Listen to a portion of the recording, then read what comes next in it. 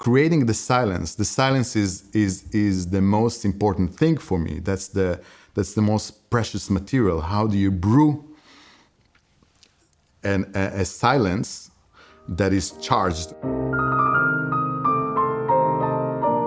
I'm Jolt Bognar, and this is Living the Creative Life. Our guest today is mandolinist Avi Avital.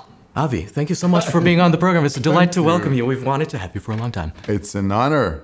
I love your show. Thank you so much. And so today, on behalf of the viewers of the show, I get to represent someone who really doesn't know anything about your instrument, the mandolin. So let's start out. First of all, why are we here in Berlin? I was living in Italy before. I'm from Israel. I lived throughout my 20s in Italy. And then when I was turning 30, I said, okay, I need to be in a different place. I need to get inspired, get my international career get going. And when I came to Berlin, I mean, to illustrate it, like Florence is beautiful, Venice is beautiful, Berlin is interesting. So I think I just needed that other side of cultural happening, which is more cutting edge, which is more daring, and that really fitted my this phase in life.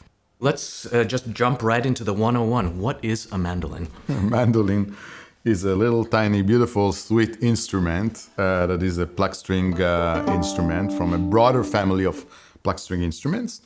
And is that 8 strings? So how does that work? So each of the strings is doubled. So okay, so those are... So it's 4 double strings, and it's tuned like the violin, actually. Mm-hmm. And it has the frets? It has the frets, yeah, because the sound is then, defined by the encounter of the metal on wet metal, unlike the violin where you don't have frets and then it's from the finger. But that would be a whole different sound.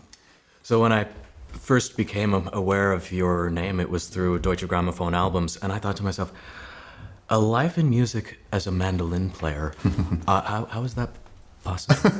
I don't know. The mandolin, as I said, no one really considered it as a concert instrument throughout its history. So, the big name composers never bothered to write for the mandolin as a concert instrument. It was very popular, but as an amateur instrument. So we don't have pieces by, Bach and Brahms and Schubert and so on. Just because it wasn't a stage instrument. And there are few exceptions where composers that we know, that we recognize, that everyone recognized the name, wrote for the mandolin, but it was always for a reason. Beethoven wrote 4 little pieces for the mandolin. Oh, really? Because he was in love with a young maiden who played the mandolin, and so he wrote these little pieces and dedicated to her and so on. And Mozart in Don Giovanni, he writes a little canzonetta with a mandolin accompaniment. I think the only time that I've heard mandolin was in the classical context. Mahler's 7th, there's a moment in there. How would you characterize the sound quality of this? What's the role of the mandolin in these settings? The sound of a pluck string instrument always evokes some kind of a reference that is universal. For example, when I play, Rachmaninoff on a mandolin. Do you do that? I do, yeah, sure. But it sounds more Russian because of the sound of the balalaika or the domra. Or when I play, Italian music, it sounds more Italian because it's on the mandolin, and the mandolin is also the sound of Italy. Or when I recorded the Dvorak American String Quartet in an arrangement. So it suddenly sounds more American because it's played on a mandolin. The mandolin is also the sound of the bluegrass. So the sound of a pluck string is so universal. Every culture in the world has the sound of the culture is a pluck string instrument. You think of Indian music, you have the sound of the sitar. You think of Greek music, you have the sound of the bouzouki. So this universal concept of a pluck string is a treasure. And then you have the cultural references that mean, different things in different places and different times. In Mozart time, the mandolin was this salon instrument played by nobility, especially by young maidens, as a vehicle of music education. And that's why he put the mandolin on the hands of Don Giovanni while he's serenading. He's trying to tempt the Vieni alla Finestra. He's trying to tempt someone exactly of that profile to come to the window.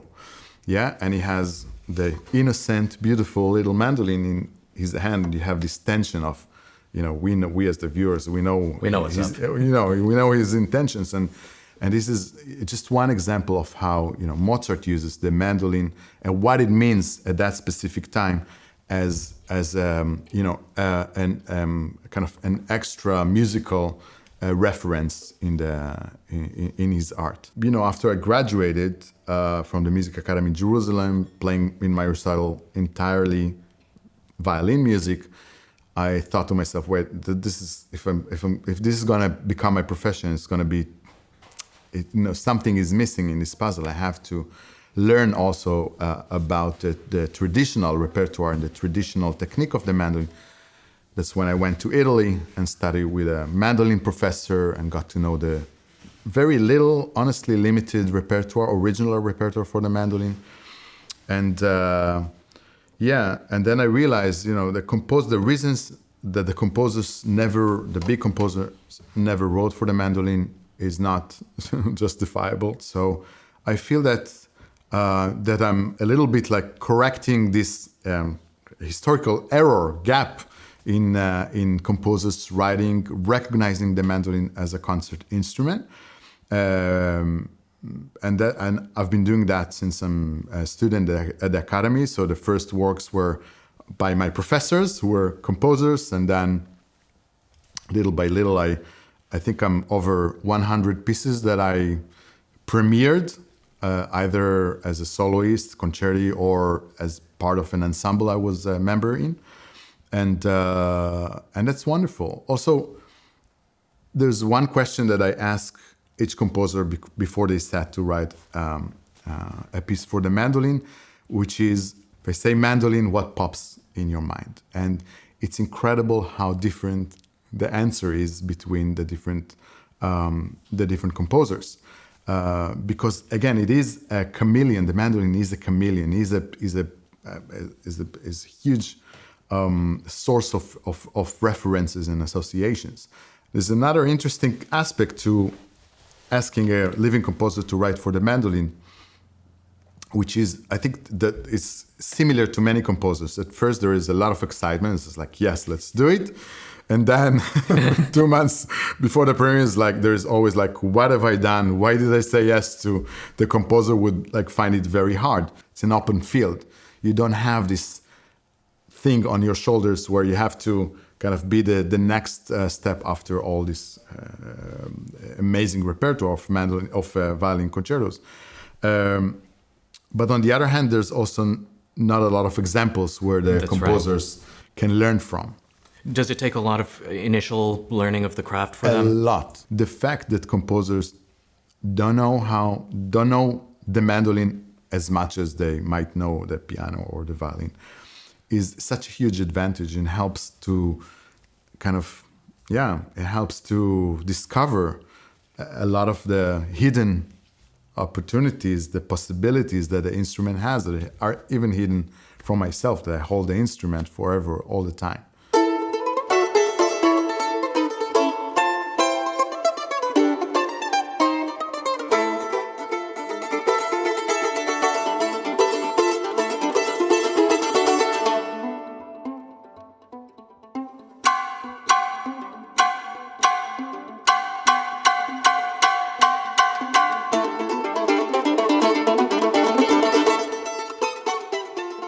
So, Avi, speaking about the sound of this instrument, I want to use as a specific example from your life. I know you've played in big halls, but let's talk about bringing this instrument to Carnegie Hall, as you did. This is not a huge instrument. Is this going to fill up Carnegie Hall? Yeah, absolutely. I mean, the answer won't be about Carnegie Hall, but generally about this specific mandolin. And it's really louder than people think. But this specific mandolin is made by an Israeli artist. His name is Ari Kerman, and I met him when I was still in high school. And he developed this mandolin. It keeps evolving, by the way, to be a concert instrument, to be loud enough, to have the right range, to have the sound quality that you would expect from, a very, very good violin or clarinet or whatever instrument. But I like one story very much that he told me, which is, so he was buying the best kind of instrument wood from the best dealer in Germany, a wood dealer for string instruments. And he did so for like 30 years. But he always told the dealer that he's making violins and violas. He then confessed to this dealer, 30 years later, he says, no, actually, I'm making mandolins with your precious wood. But at this point, they were very good friends already. So that's the mandolin and its design. It's evolved to be a concert instrument. There's absolutely no acoustic issue to fill.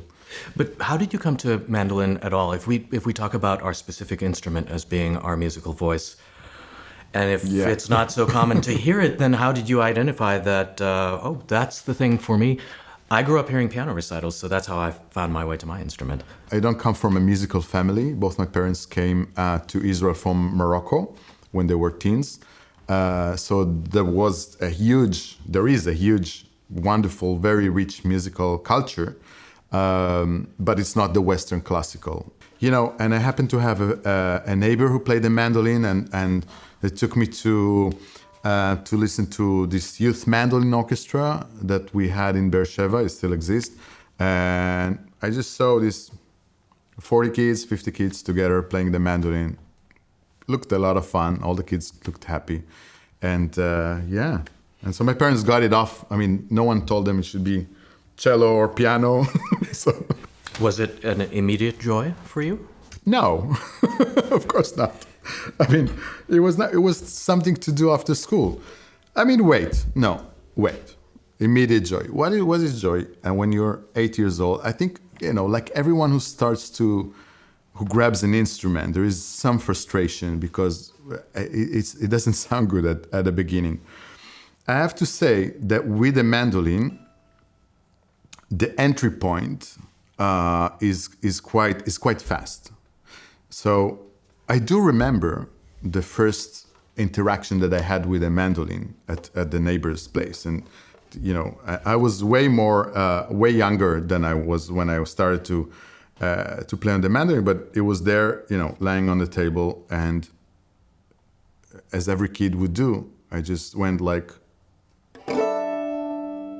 this with my finger, and sound would come out. And this is for a kid, for a 4 years old, 5 years old. It's quite magical. I mean, if there was an oboe on the table, what would you do with that, right? It's like no sound would come. And so I feel that this kind of immediate response got me inspired, got me, I thought this is like, okay, I like that. And I still feel that way. It's a really great instrument to start with for kids, for the restless, impatient kid that I was. That was my instrument, So we've covered some of the 101 in terms of the instrument. Now I'm curious about you as a performer. Did you always feel like you figured it out, the mechanism of being on stage? I remember I once played in Carremoor, that's upstate New York. We played this beautiful second movement, Largo of Vivaldi, from the Piccolo Concerto. So like angelic music, very fragile, very piano. And I hear that everyone is with me, and then we can really take it to a real piano and kind of drag everyone in the music. And then someone, like a lady at the audience, starts to cough, but really, like you've never heard such cough. And for me, that moment is like, that's okay, but it kept going. Everyone was expecting her maybe to leave if it doesn't go away. But no, so in the live situation, I start to think, what do I do? I'm the performer, I'm in charge here. So I said to myself, okay, I'm gonna play to this lady, and I'm just gonna focus all the music to this lady, and it's gonna heal her. And I'm playing, and I'm concentrating, I'm playing straight to her, and I said like, okay, I'm gonna play to her throat. I'm gonna get in the vocal cord and heal them. and heal with the music, and it will go away. And it didn't work. It's just not the way it works. There are many aspects of it. I don't know where to start even. For example, I remember myself in the early ages, and I was, now I don't have it anymore, but I was, nervous before going on stage. And I remember that something that helped me is to play, to kind of quickly choose a member in the audience and play to them. And early in my first concert, it was usually the doorkeeper or something, like the old lady that was sitting, that works there. I remember I performed at a competition in Israel, and that was in Israel Museum, and it's the worst situation to perform because you have the jury. And I really couldn't get my energy together to perform. And then there was one person that wasn't there to judge me. She was there she was working in the hall. Like this old, beautiful lady. And I said, okay, I'm going to play to her. I'm going to grab her attention. And I still do.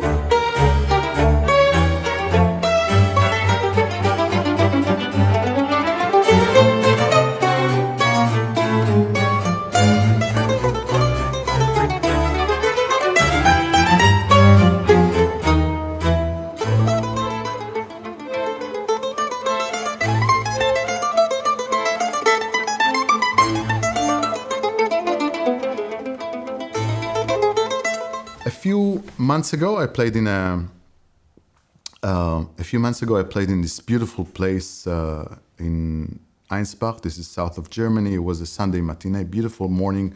We played the Baroque program with Maurice Steger and Hille Perl, and so a lot of Bach, and everything was just great in the atmosphere. The music was fragile and beautiful. And after the concert, somebody came to me, and she was probably 55 years old, 60 years old. And she started to talk to me, and also from the way she talked, I realized, and she said, I'm deaf from when I was a baby, 2 years old.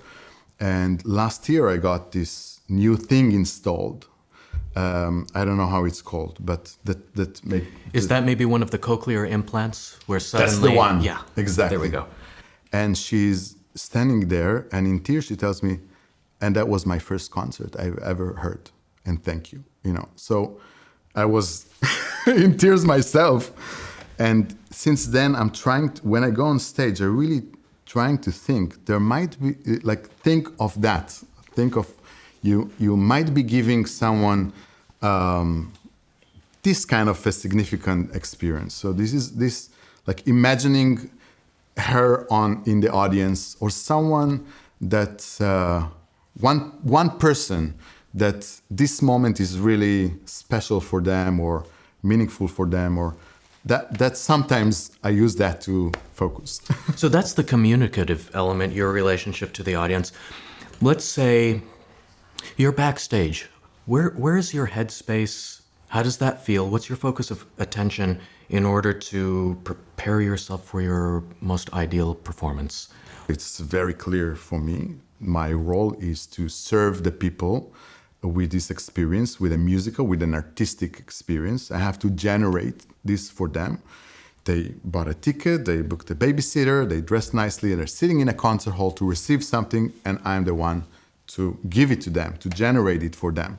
It's not about myself. And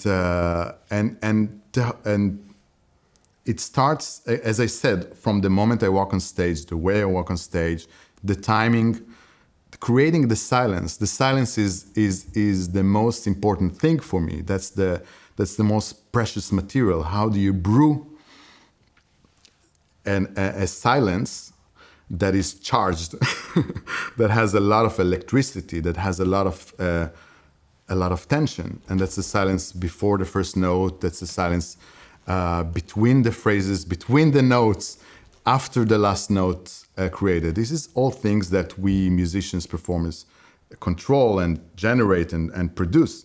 And that's the most beautiful thing. I mean, the most beautiful thing is to have, 1,000 people, 2,000 people holding their breath, having this moment of silence, which is absolutely charged with energy. Sometimes, and this is the magic for me. It's like in visual, we can say, there's what's here? There's nothing, right? Air, space. There's nothing. You don't have a feeling about it, right? Right. But if I do like this, suddenly there's tension here. No, there is it's charged. This emptiness is now charged with because I'm about to drop it, or there is the danger that I drop it. So that's the same with silence. It's how you create a moment of silence which is charged by what you played before or what you played after, or the tension that you can really control. And that's very different every evening. It depends where the audience is. Depends how you created the web with the audience. There's always a feeling in the beginning of a concert, even walking on stage, that you create this spider web with everyone in the audience, kind of gather the energy and there is that moment where you feel, okay, they're all with me, and then you can take it to an extreme piano and know that everyone would go like this. And what does it feel like after a performance? You just described how much you put into it. Mm-hmm. Is it easy to transition out of that role that you described as serving the audience? Sometimes I feel like a good concert, I don't really remember. I cannot really, if I think of how was it, like right after a concert, I'm trying to remember what it was, and I can't precisely remember, then it's an indication that it was a good concert. Is that because you're so much in the moment that you're reacting and not analyzing? Absolutely, I think so. Because this is, we can talk about music and the craft and the theory and everything and all the aspects that I think when I wake up and go to bed all the time, and you too. But at the end, there is a layer of just intuition that comes from a very deep place that you just cannot explain. And to engage with that place, that's the quest at the end. Thank you so much for joining me for this conversation. It was a real pleasure to learn about your life, to learn about this instrument, and I wish you much continued success. Thank you very much. Thank you.